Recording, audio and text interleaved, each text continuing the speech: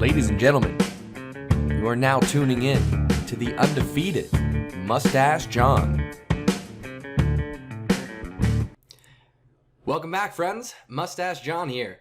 In today's video, we're going to take a look at the upcoming match between USA and Mexico, taking place in Chicago Friday night, 8:30 kickoff. U.S. men's national team is a bit hard to get excited for right now, all right? We are 3 years away from a World Cup.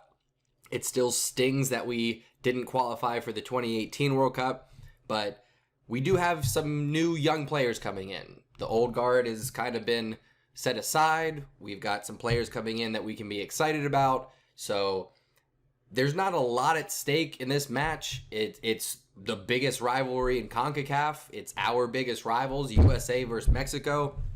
So that's always going to be exciting, all right? There's going to be a lot of passion in this. You're going to see some feistiness. You might see a couple of scuffles break out, but it's still not an important match, all right? So the results of this match are going to be less important than the way that USA plays. It'll be less important than the individual performances we see from some of these players, like Pulisic, like Boyd, like maybe a Pomykal if he gets on, Jordan Morris if he gets some time.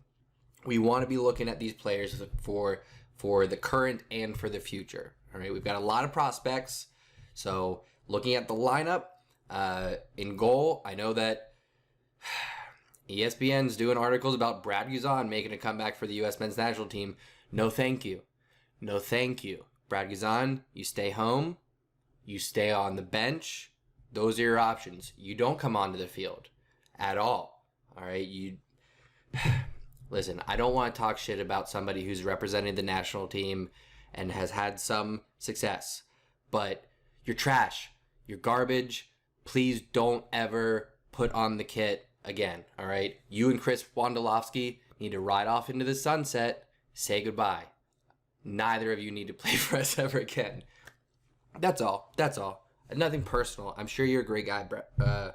I'm sure you're a great guy, but no. So Stefan starts in goal, and then we've been running with this kind of like 5-2-3 formation, so I'm going to stick with that for now. I'm going to give you what I think Berhalter is going to go with, but also give you my opinions about what I think he should do. So we're going to go with a 5-2-3.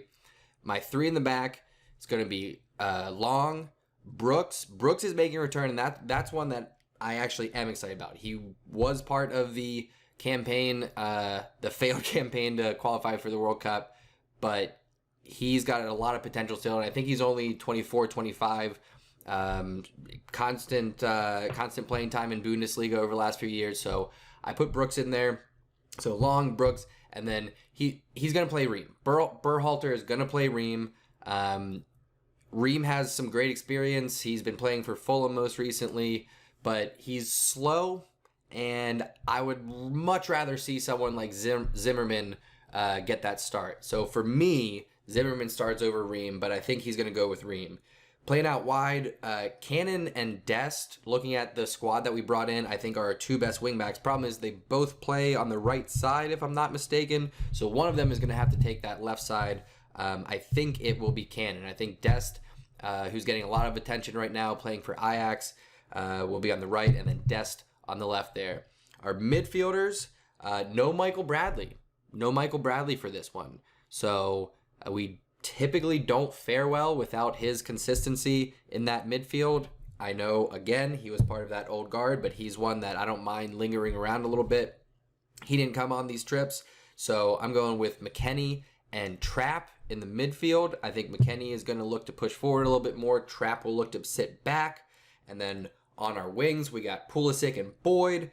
Up top, Berhalter is going to go with Zardes. I don't hate Zardes, but he's maxed out. He doesn't have any potential. We know what we're going to get from him. Berhalter is very familiar with him, having coached him in Columbus for a while. So I don't hate it, but I know that Jordan Morris hasn't really gotten a chance at striker. I would like to see him get a start. And then looking at Josh Sargent would also be good, because he got left off of the Gold Cup squad, because if you watch the match right before the Gold Cup, when they were making the final rosters, Josh Sargent was out of shape. He was not pushing defensively. He was not tracking back. He was not making runs in behind. And he looked lazy. He really did. So Berhalter cut him. And all reports are showing that that he's responded well. He just had a pretty nice goal, although it was luckier than people are giving it credit. But he just had a nice goal in Bundesliga. So I would love to see Morris or Sargent get the start there. But I think, again, Berhalter is going to go with Zardes. So also, I skipped over another midfielder, Pomykal. Pomykal was a starter and captain, I believe, in the U20 World Cup. He's more of an attack-minded midfielder. I would love to see him come on and get some time with Pulisic and Boyd and McKennie. I would love to see those four get some time together. Another player that didn't make the trip that was great in the U20s is Tim Weah. He would be great to see. He's creative. Potentially our best one-on-one, just squared up, face-to-face dribbler. Potentially. I mean, Pulisic and Boyd are great, but Weah's got a little bit more flair. So yeah, he was great. I'd love to see him get some time as well, but he didn't make this trip. So one for the future. So in this match, again, the key takeaways are, what are these young players going to do individually? How well are they going to gel together? What is the chemistry going to look like? Because we're 3 years out. We've got, we'll have some tournaments before the World Cup, of course, but qualifying starts in a year and a half, something like that. So we need to take the lesson from the last campaign, get our lineup early, have 18 guys, I would say, that are our consistent players that rotate in the starting 11, have those players for 2 years leading up to the World Cup playing together consistently. That's what we need. We had no consistency the last campaign. So we'll see if Berhalter listens to me whatsoever. Optimistically, I'm saying this is going to be a 2-1 victory for U.S. I think that Mexico could come out and overwhelm us early, so I think they might get a goal, but I think that we will then respond back with a set piece, either a corner or a free kick, maybe a header from a defender like a John Brooks perhaps, and then second goal, I'm going to say Tyler Boyd gets one, maybe 68th, 70th minute, something like that. USA 2-1 in this one.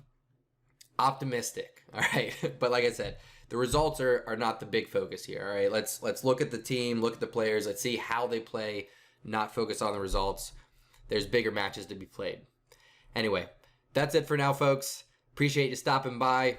Always appreciate the support. I'll see you next time.